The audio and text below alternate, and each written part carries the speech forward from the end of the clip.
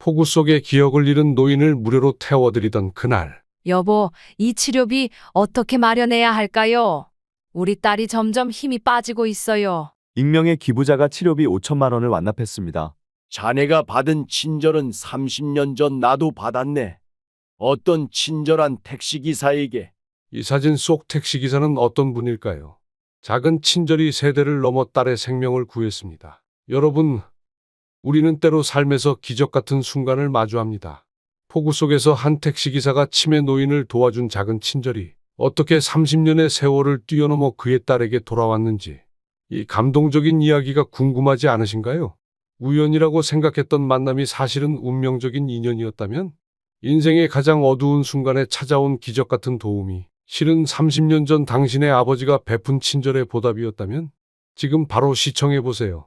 이 이야기는 여러분에게 작은 친절이 얼마나 큰 기적으로 돌아올 수 있는지, 그리고 우리가 맺는 인연의 고리가 얼마나 깊고 강한지 보여드릴 것입니다. 구독과 좋아요, 알림 설정도 잊지 마세요. 안녕하세요.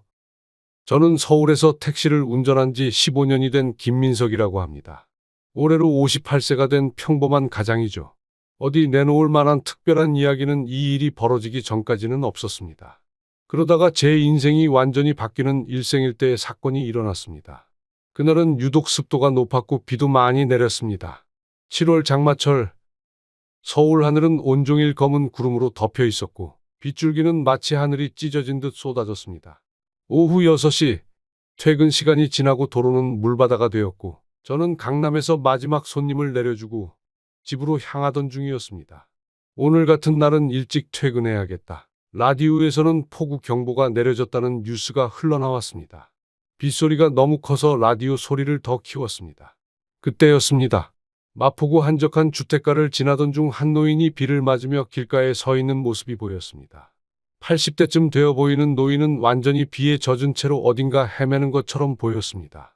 이런 날씨에 저는 차를 멈추고 창문을 내렸습니다. 할아버지, 괜찮으세요? 어디 가세요? 노인은 저를 보더니 혼란스러운 표정으로 다가왔습니다. 아, 집에 가야 하는데 어디였는지 기억이 안 나네. 노인의 옷은 완전히 젖어 있었고 몸이 떨리고 있었습니다. 눈빛에는 불안함이 가득했습니다. 제 머릿속에 온갖 생각이 스쳐 지나갔습니다. 치매가 있으신 것 같은데 이대로 두고 가면 큰일 날 것 같다. 오늘 같은 날에는 빨리 집에 가고 싶었지만 이 노인을 그냥 두고 갈 수는 없었습니다. 할아버지, 제 택시에 타세요. 비가 너무 많이 오잖아요. 제가 도와드릴게요. 노인은 잠시 망설이다가 택시에 올라탔습니다. 젖은 옷 때문에 좌석이 다 젖었지만 그건 중요하지 않았습니다. 어르신, 어디 사세요? 혹시 가족분들 연락처 적어 놓은 거 있으세요? 노인은 당황한 듯 주머니를 뒤적거렸습니다. 그게 어딘가 있을 건데 내가 요즘 기억이 잘 안 나서. 저는 노인이 주머니를 뒤지는 것을 보고 도와드렸습니다. 그 속에서 작은 메모지 한 장을 발견했습니다. 방수 처리가 되어 있어서 다행히 글씨가 지워지지 않았습니다.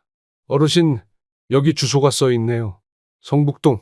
이 주소가 할아버지 댁인가요? 노인은 메모지를 보더니 고개를 끄덕였습니다. 그런 것 같네만. 맞아, 거기 내 집이었어. 그 말을 듣고 저는 미터기를 끄고 성북동으로 향했습니다. 성북동은 부자들이 많이 사는 고급 주택가였습니다. 노인이 저렇게 초라한 옷차림을 하고 있었지만 부유한 집안의 분인가 생각했습니다. 가는 동안 노인은 계속 창밖을 보며 중얼거렸습니다. 비가 정말 많이도 오는구만. 근데 내가 왜 밖에 나와 있지? 아들이 날 찾고 있을 텐데. 저는 라디오를 끄고 노인과 이야기를 나누기 시작했습니다. 할아버지, 성함이 어떻게 되세요? 나, 송재호라고 하네. 아, 네. 송재호 할아버지, 오늘 어디 가셨다가 오시는 길이었어요. 노인은 잠시 생각하더니 대답했습니다. 그게 요양원에 있었는데 밖에 나가고 싶어서 몰래 나왔어. 그런데 갑자기 비가 쏟아지고 길을 잃어버렸네. 그 말에 제 가슴이 덜컥 내려앉았습니다. 요양원에서 무단으로 나오신 거였습니다. 가족들이 얼마나 걱정하고 있을지 상상이 됐습니다. 어르신, 걱정 마세요. 지금 집으로 모셔다 드릴게요. 가족분들이 많이 걱정하고 계실 거예요. 성북동에 도착했을 때는 이미 저녁 7시가 넘었습니다. 비는 더 세차게 내리고 있었습니다. 메모지에 적힌 주소를 따라 도착한 곳은 웅장한 대문을 가진 고급 주택이었습니다. 역시 부잣집이구나 생각하며 차를 세웠습니다. 어르신 도착했어요. 여기가 맞나요? 노인은 집을 보더니 고개를 끄덕였습니다. 맞아. 여기가 내 집이야. 저는 노인이 내릴 수 있도록 문을 열어드렸습니다. 그때 노인이 당황한 표정으로 저를 바라봤습니다. 택시비를 얼마나 내야 하지? 그런데 돈이 없네. 노인은 주머니를 다시 뒤적거렸지만 지갑은 찾을 수 없었습니다. 저는 그 모습을 보고 마음이 아팠습니다. 괜찮습니다, 어르신.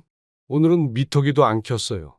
무사히 집에 도착하셨으니 됐습니다. 아이고, 고마워. 정말 고맙네. 자네 이름이 뭔가? 김민석이라고 합니다. 김민석. 잊지 않을게. 고맙네. 정말 고마워. 노인은 제 손을 꼭 잡더니 비틀거리며 대문으로 향했습니다. 저는 노인이 안전하게 들어가는지 확인하기 위해 잠시 기다렸습니다. 그때 대문이 열리고 중년 남성이 급하게 뛰어나왔습니다. 아버지, 어디 계셨어요? 온 동네를 다 뒤졌잖아요. 그는 노인을 부축하며 놀란 표정으로 저를 바라봤습니다. 저 혹시 아버지를 어디서 찾으셨죠? 마포구에서 비를 맞고 계시길래 댁에 모셔다 드린 건데요. 요양원에서 나오셨다고 하시더라고요. 그 남자는 깊이 한숨을 내쉬었습니다. 정말 감사합니다. 아버지가 치매 증상이 있으세요. 아마도 요양원에서 몰래 나오셨나 봐요. 택시비가 얼마죠? 저는 손을 저었습니다. 아닙니다. 어르신이 무사히 집에 오셨으니 됐습니다. 그 남자는 고맙다는 인사를 연거푸하며 노인을 집 안으로 데려갔습니다. 저는 그 모습을 보고 안도의 한숨을 내쉬었습니다. 다행이다. 이제 나도 집에 가야지. 그날 밤 저는 제 삶에 대해 생각했습니다. 15년 동안 택시를 운전하며 수많은 사람들을 만났지만 오늘 만난 노인이 특별하게 느껴졌습니다. 그리고 문득 제 딸 수진이가 생각났습니다. 수진이는 올해 19살. 희귀 면역 질환을 앓고 있어 주기적으로 병원에 입원해야 했습니다. 아내와 저는 딸의 치료비를 마련하기 위해 밤낮 없이 일했습니다. 하지만 최근 병원에서 새로운 치료법이 있다며 5천만 원의 치료비가 필요하다는 이야기를 들었습니다. 그 돈을 어떻게 마련해야 할지 매일 밤 고민하며 잠을 이루지 못했습니다. 여보, 오늘은 일찍 들어왔네. 집에 돌아오자 아내가 반겨주었습니다. 저는 오늘 있었던 일을 간단히 이야기해 주었습니다. 비가 너무 많이 와서 그리고 비를 맞고 있는 길 잃은 노인을 봤는데 치매 증상이. 잘했어요. 우리 영감 마음씨가 참 곱지. 아내는 따뜻한 차를 내오며 말했습니다. 수진이는 좀 어때요? 방금 잠들었어요. 오늘도 열이 좀 있었어요. 그 말을 듣고 가슴이 무거워졌습니다. 딸아이가 얼마나 아픈지 그 고통을 대신 해줄 수 없어 매일이 괴로웠습니다. 여보, 나도 어떻게 해서든 돈을 모아볼게요. 우리 딸 수진이 우리가 꼭 낫게 해줘야죠. 아내의 말에 고개를 끄덕였지만 현실은 녹록지 않았습니다. 택시 운전으로 버는 수입으로는 당장의 생활비와 병원비를 감당하기에도 빠듯했습니다. 사흘이 지났습니다. 여전히 장마는 계속되고 있었고 저는 평소처럼 택시를 운전하고 있었습니다. 점심시간 잠시 쉬기 위해 한 식당 앞에 차를 세웠습니다. 그때 검은색 고급 승용차 한 대가 제 택시 옆에 멈춰 섰습니다. 차에서 내린 사람은 양복을 깔끔하게 차려입은 중년 남성이었습니다. 자세히 보니 사흘 전 노인의 집에서 만났던 그 남자였습니다. 그는 곧장 제 차로 다가왔습니다. 김 기사님 맞으시죠? 김민석 씨? 네, 맞습니다만. 저를 기억하시나요? 사흘 전 제 아버지를 집까지 바래다 주셨죠. 네, 기억합니다. 그는 공손하게 고개를 숙이며 말했습니다. 정말 감사드립니다. 제 아버지께서 치매 초기라 가끔 이런 일이 있어요. 다행히 김 기사님 덕분에 무사히 집에 돌아오셨습니다. 아니에요. 당연히 해야 할 일을 했을 뿐입니다. 그는 명함을 꺼내 저에게 건넸습니다. 제 소개가 늦었네요. 저는 송재혁이라고 합니다. 백송그룹 회장이고요. 그 말에 저는 깜짝 놀랐습니다. 백송그룹은 국내 10대 기업 중 하나였습니다.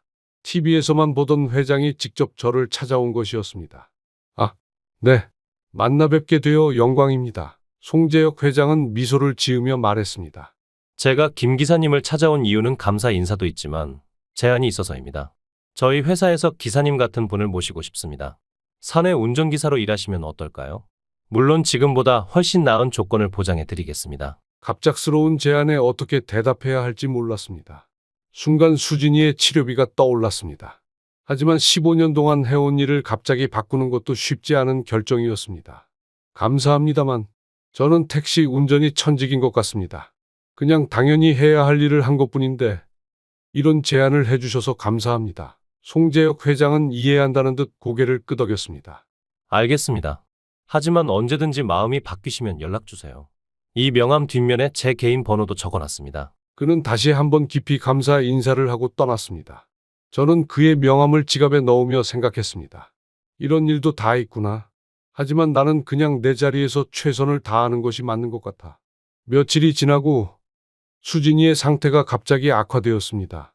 아내의 다급한 전화를 받고 급히 병원으로 달려갔습니다. 여보, 수진이가 갑자기 열이 너무 높아졌어요. 의사 선생님이 아내는 병원 복도에서 울고 있었습니다.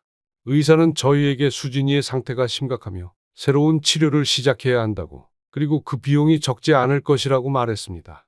김 선생님, 지금 상태로는 기존 치료로만 하는 것은 한계가 있습니다.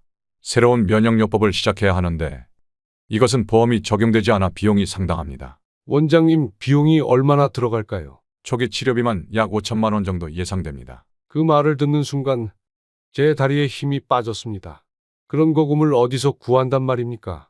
집을 팔아도 빚이 남을 판이었습니다.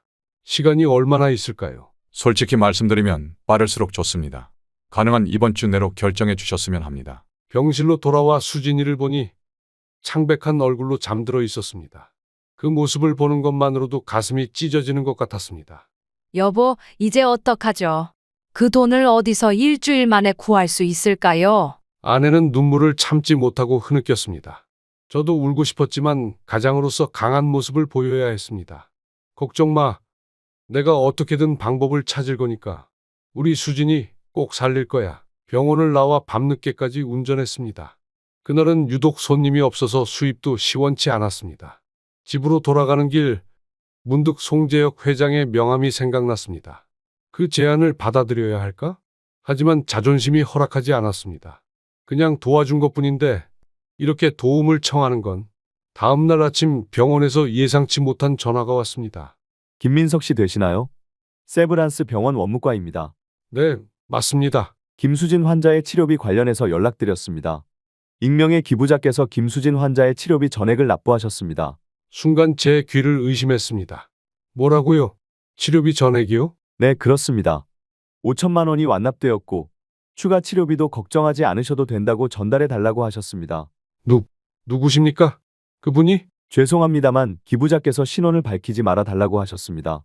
전화를 끊고 너무 놀라 한동안 말을 잇지 못했습니다. 곧바로 아내에게 전화했습니다. 여보, 수진이 치료비가 해결됐어. 누군가가 치료비를 전액 내줬대. 정말요? 어떻게? 누가? 모른대. 익명으로 기부하셨대. 그날 저녁 병원에서 아내와 수진이를 보고 나와 생각에 잠겼습니다. 누가 그런 큰 돈을. 혹시 송재혁 회장이 떠올랐습니다. 하지만 그가 왜 우리 가족을 도와주겠습니까? 노인을 집에 데려다 준 것만으로? 궁금증을 참지 못하고 송재혁 회장에게 연락했습니다. 전화를 받은 그는 아무것도 모르는 듯했습니다. 김 기사님, 어떻게 지내세요? 제안은 고려해 보셨나요? 네, 잘 지냅니다. 혹시 제 딸의 치료비를. 치료비요? 아, 따님이 아프신가요? 그의 반응을 보니 정말 모르는 것 같았습니다. 하지만 그렇다면 누가? 며칠 후 저는 성북동의 그 집을 다시 찾아갔습니다. 송재혁 회장의 아버지 송재호 노인을 만나고 싶었습니다. 대문 앞에서 망설이다 초인종을 눌렀습니다. 얼마 후 문이 열리고 송재호 노인이 나왔습니다. 저를 보자마자 그는 환하게 웃었습니다. 아, 자네가 그때 나를 도와준 택시 기사 아닌가? 기억하고 계셨군요. 물론이지. 내가 비록 기억력이 예전 같지 않지만 자네 얼굴은 잊을 수 없네. 들어오게. 송재호 노인은 저를 집 안으로 안내했습니다. 안으로 들어가니 넓고 호화로운 거실이 펼쳐졌습니다. 그는 저를 소파에 앉히고 차를 내왔습니다. 어떻게 찾아왔나? 무슨 일인가? 저는 망설이다가 물었습니다. 혹시 제 딸의 치료비를. 그는 미소를 지으며 말했습니다. 아, 그건 내가 한 일이네. 네, 그럼 정말 어르신께서? 내가 자네에게 받은 은혜를 어떻게든 갚고 싶었네. 네 아들이 회사에서 일자리를 제안했다고 하던데 거절했다면서. 네, 제가 택시 운전한 지 15년이 넘어서 좋아, 자네의 선택을 존중하네. 하지만 자네 딸이 아프다는 소식을 들었네. 내 아들이 조사를 해봤더니 희귀 면역 질환이 있다고 하던데. 저는 감격에 겨우 말을 잇지 못했습니다. 정말 감사합니다. 하지만 그런 큰 돈을 돈? 그게 뭔가? 자네가 나를 도와준 건 돈으로 환산할 수 없는 일이었네. 내가 그날 밖에서 더 있었다면 어떻게 됐을지 몰라. 자네는 내 목숨을 구한 거나 다름없네. 송재호 어르신은 따뜻한 미소로 저를 바라봤습니다. 난 평생 돈을 벌기 위해 살았네. 하지만 지금 와서 생각해보니 가장 중요한 건 돈이 아니야. 사람의 정 그리고 가족의 행복이 가장 중요하다는 걸 이제야 깨달았어. 어르신의 말씀을 듣고 있자니 마음이 따뜻해졌습니다. 그는 계속해서 자신의 인생 이야기를 들려주었습니다. 자네처럼 내게도 도움을 준 사람이 있었네. 내가 젊었을 때 사업이 망해서 끝이라고 생각했을 때 한 노인이 나를 도와줬어. 그 노인의 작은 도움이 내 인생을 바꿨지. 그래서 나도 누군가를 도울 수 있을 때 돕는 거야. 송재호 어르신은 제게 인생의 지혜를 나누어 주었습니다. 그와의 대화는 제 삶을 되돌아보게 만들었습니다. 그런데 자네 정말 우리 회사에서 일할 생각은 없나? 네 아들이 많이 아쉬워하더군. 솔직히 말씀드리면 처음에는 거절했지만 이제는 제 딸을 위해 좀 더 나은 환경에서 일하고 싶다는 생각이 들었습니다. 좋아. 네 아들에게 말해두겠네. 자네는 정직하고 따뜻한 마음을 가진 사람일세. 우리 회사에 꼭 필요한 사람이야. 그날 이후 제 인생은 완전히 바뀌었습니다. 송재혁 회장의 제안을 받아들여 백송그룹의 사내 기사로 일하게 되었고 안정적인 수입으로 가족의 생활이 한결 나아졌습니다. 무엇보다 수진이의 병세가 좋아지기 시작했습니다. 한 달 후 TV 뉴스에서 백송그룹이 희귀병 환자를 위한 재단을 설립한다는 소식이 나왔습니다. 그리고 놀랍게도 첫 번째 지원 대상자 중 하나가 제 딸 수진이었습니다. 송재혁 회장은 직접 저를 불러 이야기했습니다. 김 기사님, 아버지가 정말 기사님을 좋아하세요. 사실 아버지 덕분에 저도 많은 것을 깨달았습니다. 기업이 단순히 이윤을 추구하는 것이 아니라 사회에 기여해야 한다는 것을요. 회장님, 그리고 이번에 설립한 재단은 아버지의 이름을 딴 송재호 희귀병 환자 지원 재단입니다. 기사님의 따님뿐만 아니라 같은 병으로 고통받는 많은 어린이들을 도울 계획입니다. 그 말을 듣고 눈물이 났습니다. 한 명의 노인을 도운 작은 친절이 이렇게 큰 나비 효과를 일으킬 줄은 상상도 못했습니다. 시간이 흘러 3년이 지났습니다. 수진이는 완전히 회복되어 대학에 입학했고 저는 백송그룹의 사회공헌 부서에서 일하게 되었습니다. 택시 운전 경험을 살려 회사의 실버 이동 지원 서비스를 기획하고 운영하는 업무를 맡았습니다. 치매 노인들과 거동이 불편한 어르신들을 위한 특별 이동 서비스였죠. 하지만 모든 것이 순탄하게만 흘러간 것은 아니었습니다. 송재호 어르신의 건강이 급격히 나빠졌습니다. 치매 증상이 심해져 가족을 알아보지 못하는 날도 많아졌습니다. 송재혁 회장은 아버지의 상태가 안타까워 저에게 특별한 부탁을 했습니다. 김 과장님, 제가 부탁 하나 드려도 될까요? 네, 회장님. 말씀하세요. 아버지가 요즘 많이 안 좋으세요. 하지만 유독 김 과장님은 또렷하게 기억하시더군요. 주말에 가끔 아버지를 모시고 드라이브를 해주실 수 있을까요? 아버지가 밖에 나가는 걸 좋아하시거든요. 그렇게 저는 주말마다 송재호 어르신을 모시고 드라이브를 하게 되었습니다. 처음에는 단순한 의무감에서 시작했지만 점차 송재호 어르신과의 시간이 저에게도 특별한 의미를 갖게 되었습니다. 민석 씨, 오늘은 어디로 가나? 어르신의 목소리에는 항상 설렘이 묻어 있었습니다. 오늘은 북한산 쪽으로 가볼까요? 단풍이 정말 아름답습니다. 좋지. 나는 어릴 때 저 산에서 많이 놀았어. 그때는 송재호 어르신은 종종 과거 이야기를 들려주곤 했습니다. 때로는 같은 이야기를 반복하기도 했지만 저는 마치 처음 듣는 것처럼 관심 있게 들었습니다. 어느 가을날 북한산 드라이브를 마치고 돌아오는 길이었습니다. 송재호 어르신이 갑자기 제게 물었습니다. 자네 이름이 뭐라고 했지? 제 가슴이 철렁 내려앉았습니다. 그동안 항상 제 이름을 기억하셨는데 오늘은 기억하지 못하셨습니다. 김민석입니다. 어르신. 아, 그래. 민석이? 민석이가 누구였더라? 어르신의 눈빛이 혼란스러워 보였습니다. 저는 담담하게 대답했습니다. 제가 예전에 할아버지를 비 오는 날 태워드렸던 택시 기사예요. 기억나세요? 어르신은 잠시 생각하더니 미소를 지었습니다. 아, 그래. 그때 그 비 많이 왔었지. 자네가 그때 나를 도와줬지. 다행히 기억을 되찾으신 것 같았습니다. 하지만 그날 이후로 송재호 어르신의 상태는 점점 악화되었습니다. 저를 알아보지 못하는 날이 많아졌고 때로는 저를 자신의 옛 친구나 동료로 착각하기도 했습니다.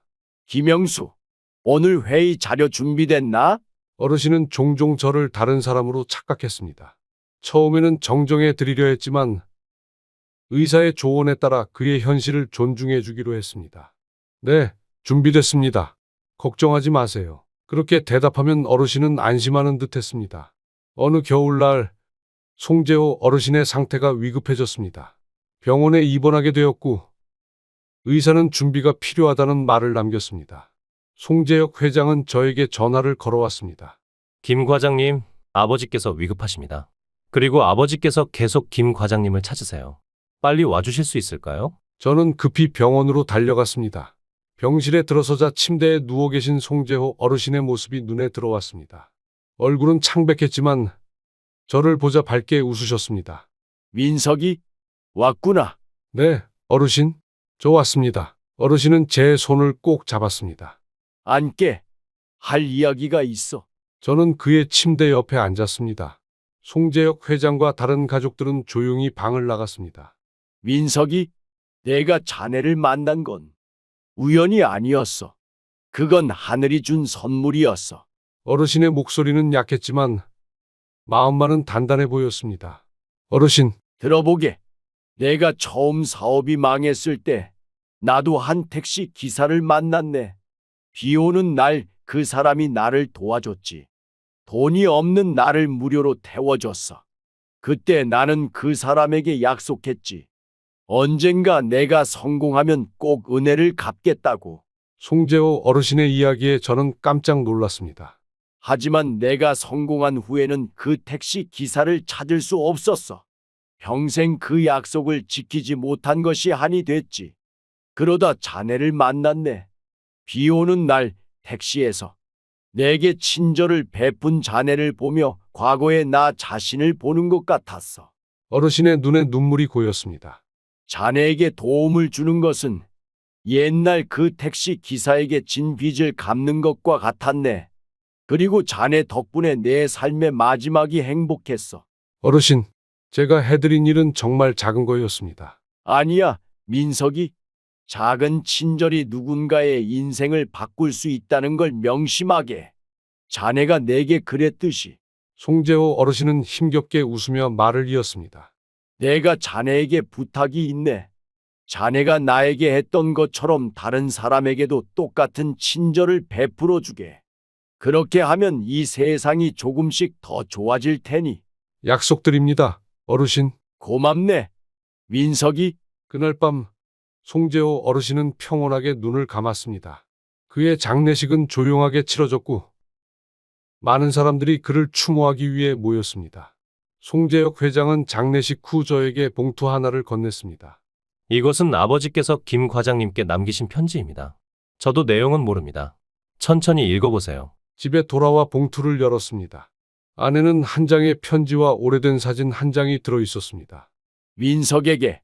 자네가 이 편지를 읽을 때는 나는 이미 이 세상에 없을 것이네. 하지만 걱정 말게. 나는 행복한 삶을 살았고 특히 자네를 만난 후 마지막 시간들은 더욱 의미가 있었네. 동봉한 사진은 내가 젊었을 때 나를 도와준 그 택시 기사의 사진이네. 오래전 우연히 찍힌 사진이라 선명하지는 않지만 자네가 많이 닮아서 혹시 자네 아버지가 아닐까 생각했는데. 편지를 읽던 저는 깜짝 놀라 사진을 자세히 들여다봤습니다. 흐릿한 사진 속 남자는 제 아버지였습니다. 30년 전 아버지도 택시 운전사였던 시절이었습니다. 편지는 계속되었습니다. 우연일 수도 있겠지만 세상에 진정한 우연은 없다고 생각하네. 이것이 인연이라면 내가 자네의 아버지께 진 빚을 자네에게 갚게 된 셈이니 참 기쁘네. 민석이, 자네는 좋은 사람일세. 돈이나 지위가 아닌 따뜻한 마음씨가 진정한 부자를 만드는 법이라네.